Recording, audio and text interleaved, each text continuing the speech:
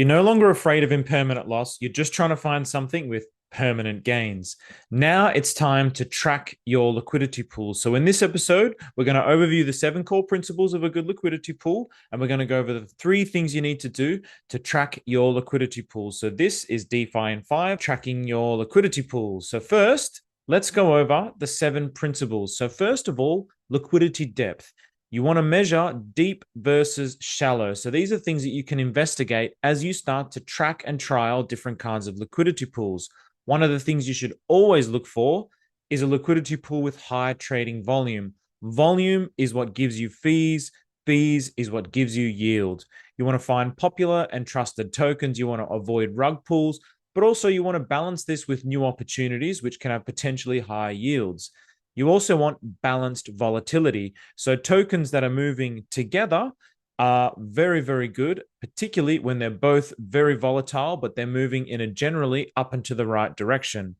Price anchoring, where the 2 tokens are moving generally together. So for example, when you have a stable coin with another stable coin, then obviously you have absolutely no fear of impermanent loss whatsoever. And all you're going to get is permanent gains over a long period of time.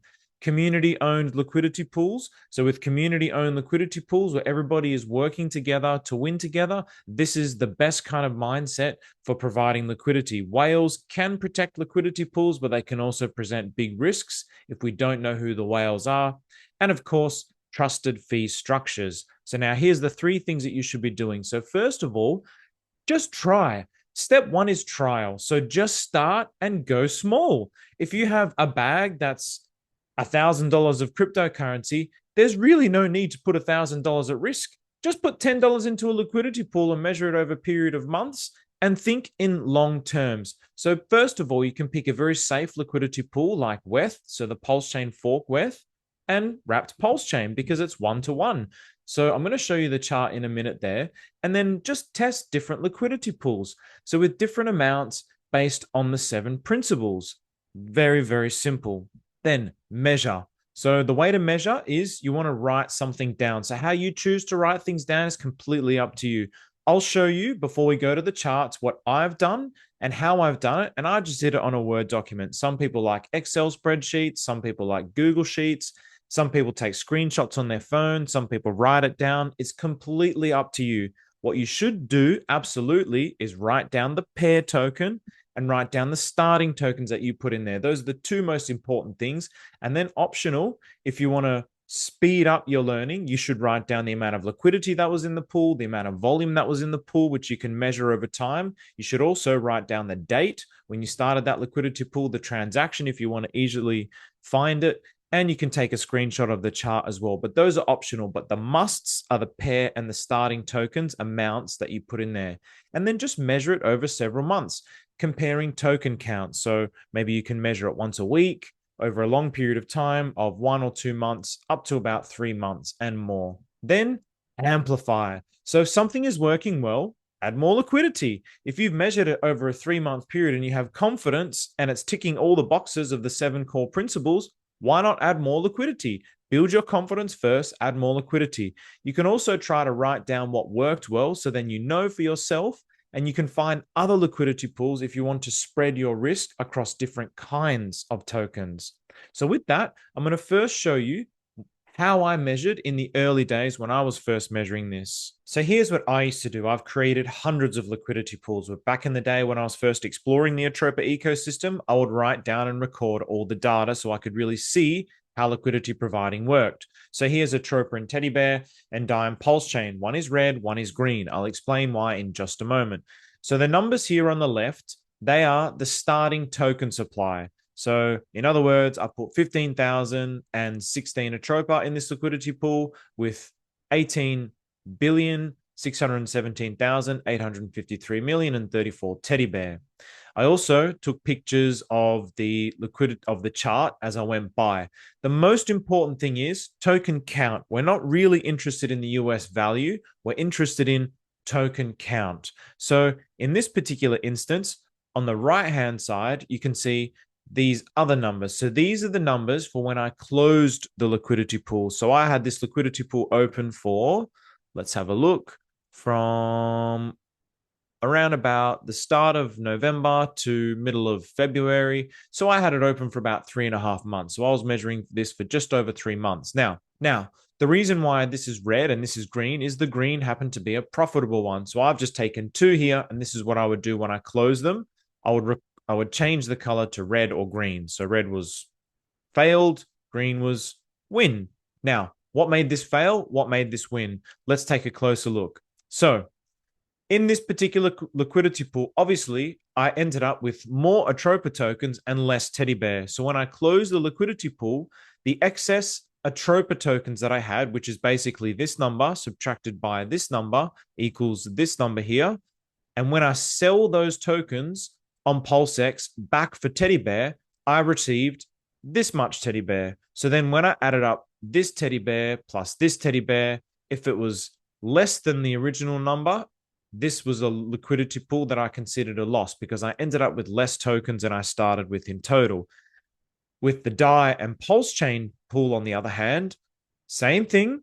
I had less pDAI, way more Pulsechain. And so, again, I might look at this and go, oh, I've got impermanent loss. But actually, with the excess Pulsechain, by selling the excess Pulsechain, I ended up with more pDAI when I add the pDAI with the exit pDAI than what I started with. So this ended up being a liquidity pool where I ended up with more tokens. So this made it a profitable liquidity pool.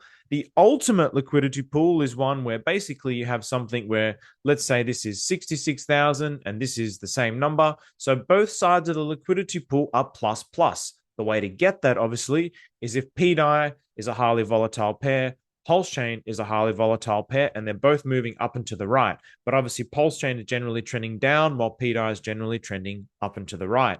So you want to find things that are both trending up and to the right that have high volume flowing between the pair. As you go over and do this again and again and again, you'll start to figure out and get in tune with what a good liquidity pool is. So now let's take a look at some liquidity pools on PulseX. Now, I'm always recommending as a trial one, Pulsechain and wrapped Ethereum. And so this is the forked Ethereum. So when you type WETH, make sure it's the one with the Pulsechain logo. The reason why is because the chart is basically 1-to-1. So this is a really good liquidity pool to start with and just experiment with over a few months so you can see for yourself what it actually means to get plus plus. Now, one that I've just created is Teddy Bear and Pulsechain. So Teddy Bear, this is the Atropa ecosystem teddy bear, the one and only teddy bear, the teddy bear in which trust is being established. So this is the teddy bear that we love and trust. So this is a V2 liquidity pool on PulseX. So basically what I've done is I've taken the pair address here. And when you go to PulseX, you want to go to info, V2, and you copy and paste it here, and then it will take you to the liquidity pool here. So if you're just starting out, these are definitely some good numbers to write and track as you go along. You could even write down the liquidity. You could write down the daily volume, the LP rewards, the daily LP rewards and fees, and you can record that as you like. Another thing you could look at as well is the liquidity and how much liquidity is in there. So you can see here, this is actually really very low liquidity considering how much liquidity Teddy Bear used to have. So really, this is probably a lot of upside potential in this particular liquidity pool for you to get something while it's low.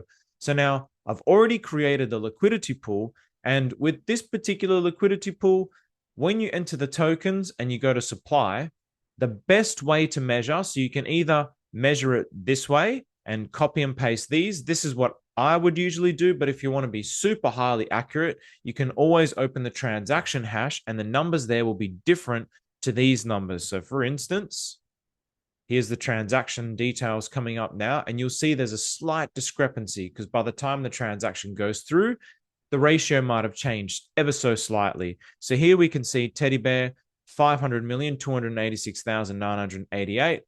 But here, when I actually created it, 500,316. So the most highly accurate is the numbers that's recorded on the actual blockchain. So with that, that's how you track your liquidity pool. So just give it a try. Give yourself a month, 2 months, 3 months, just to get used to it, and just start small and just try and watch the fear evaporate about what liquidity providing actually means. There's nothing to be afraid of. We're looking for permanent gains.